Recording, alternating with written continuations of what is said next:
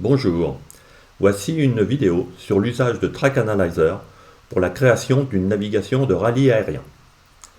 Track Analyzer est un programme d'analyse de la trajectoire d'un avion réalisé dans le cadre d'une épreuve de compétition selon les règlements des fédérations aéronautiques. Nous utiliserons Google Earth pour l'acquisition des coordonnées géographiques des points de passage et créer la trajectoire de référence. Pour débuter, il faut aller chercher la dernière version de Track Analyzer sur le site de la Fédération française aéronautique, dans la rubrique Sport aérien, Documentation, Rallye précision, Outils du routeur. Vous pouvez télécharger la dernière version de Track Analyzer. Puis, ouvrez Google Earth Pro. Ici, nous utiliserons la version 7.3.3 de Windows 10. Nous déconseillons la version en ligne. Cliquez dans la fenêtre de gauche sur Mes lieux préférés et dans le menu faites Ajouter, Dossier et mettez un dossier pour votre navigation.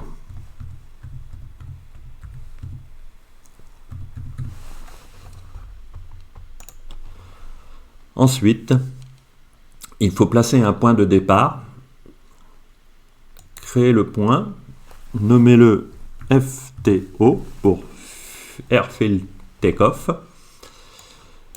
et placez-le sur la trajectoire de décollage, quel que soit le QFU.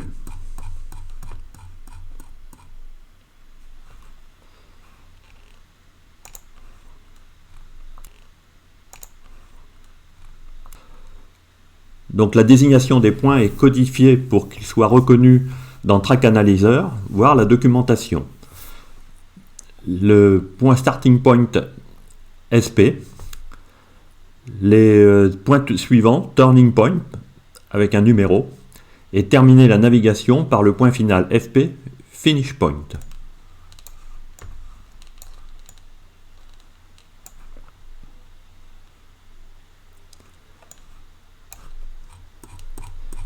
Ici, nous avons choisi le château d'eau. On se place bien à la verticale en cliquant dans Google sur l'orientation.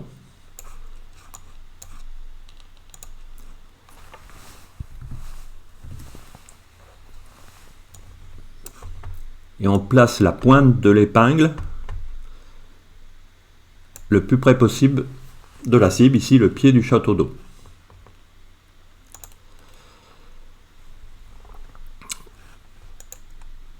Nous avons maintenant accéléré la vidéo pour la saisie des autres points.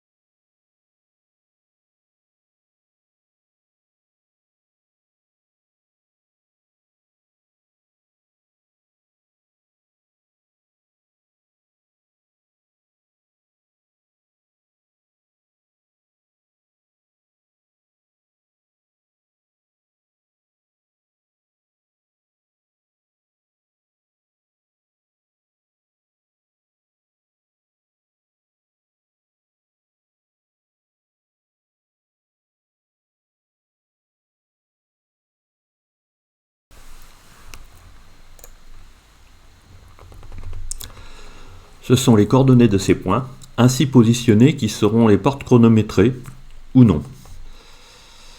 Nous pouvons maintenant enregistrer notre travail.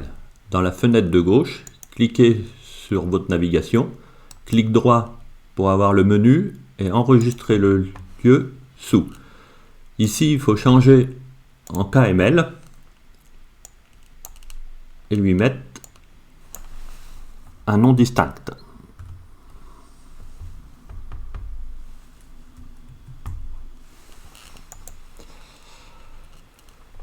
Dans cette navigation exemple, nous voulons que la dernière branche suive la rivière de la Serre pour un cheminement. Il faut créer un parcours composé de segments de droite. On se place au début du point du cheminement. Ici, on se place en tête du document pour faire ajouter un parcours que l'on va nommer Scenic Path. Et avec le numéro de la branche, c'est-à-dire ici, le 8.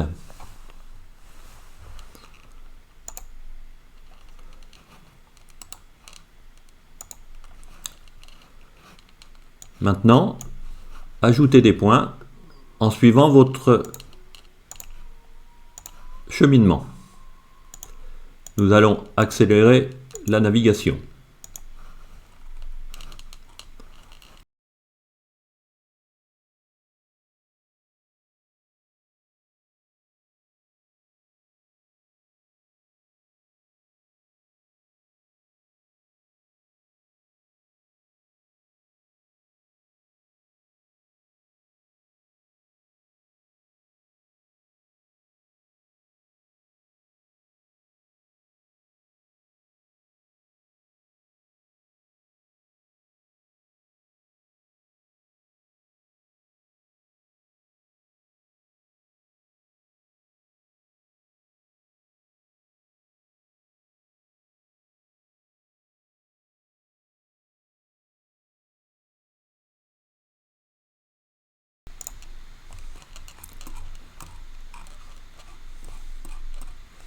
Ajustez bien l'orientation de la dernière branche, car c'est elle qui va définir le point d'arrivée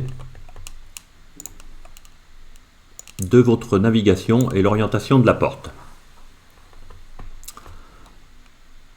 Voilà. Ensuite, enregistrez ce fichier.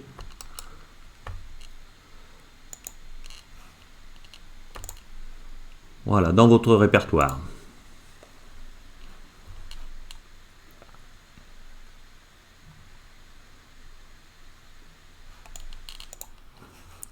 Ouvrons maintenant Track Analyzer.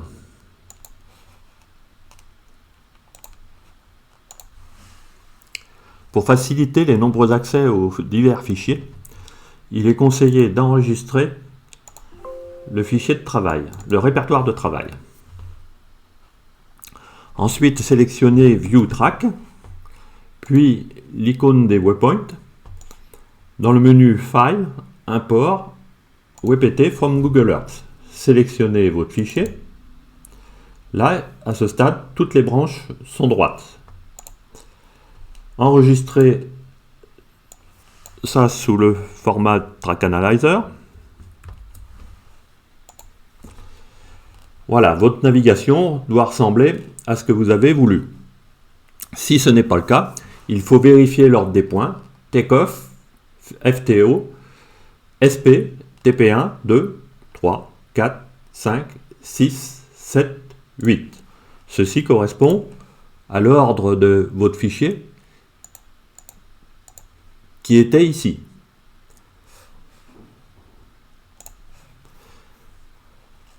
Donc maintenant, pour tracer les trajectoires, nous rouvrons le fichier des waypoints.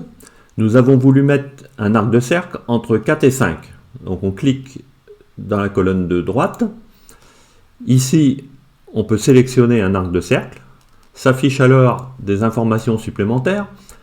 La direction, la longueur de la branche entre TP4 et TP5.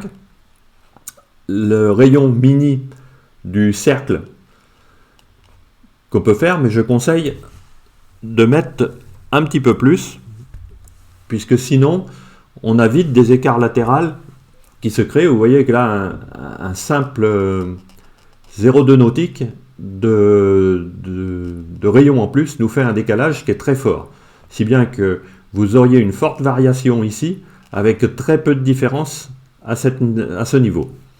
Ensuite, vous avez la direction à laquelle on parcourt l'arc de cercle, soit dans le sens des aiguilles d'une montre, soit dans le sens inverse des aiguilles d'une montre. Ensuite, la position du centre par rapport à la route directe, soit sur la gauche, soit sur la droite. S'affiche aussi les coordonnées du point du centre, qui s'affiche en bas, et on peut afficher un point virtuel dont la longueur de ces deux branches correspond à la longueur de l'arc de cercle, et que la direction de cette branche arrive perpendiculaire à la tangente de l'arc de cercle sur la porte. Nous avons ensuite un cheminement au finish point.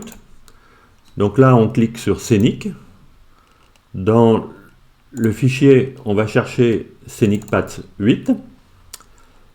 Et ici s'affiche de la même façon le point virtuel avec la longueur qui correspond à la longueur du cheminement.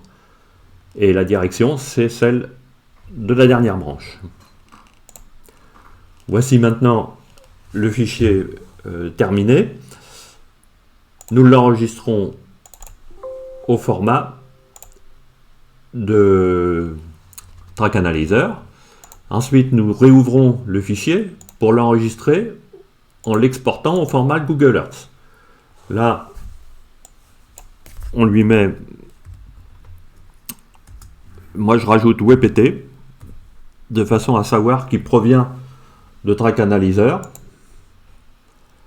Ok, maintenant on peut retourner dans Google Earth. On affiche ce fichier que l'on a créé. Et voici votre fichier qui s'affiche avec l'arc de cercle et le cheminement. Si on développe l'arborescence, non, alors ici, maintenant on peut le déplacer dans le dossier définitif, celui-là pouvant être mis à côté. Non, il veut pas. Hop, voilà.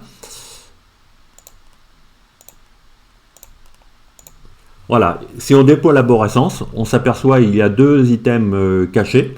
Donc les points plus la traque qui est là, et il s'affiche deux items en supplémentaire. Si on les développe, on va avoir les paramètres de l'arc de cercle avec le CP qui s'affiche ici, le point virtuel ici et la virtual track ici. De même, si on va sur le cheminement, on affiche les paramètres avec le virtual point et sa trajectoire. Donc tout ça, normalement, n'est pas nécessaire. Au final, c'est juste des points de vérification. Voilà, maintenant, ce fichier peut être exploité dans Piper.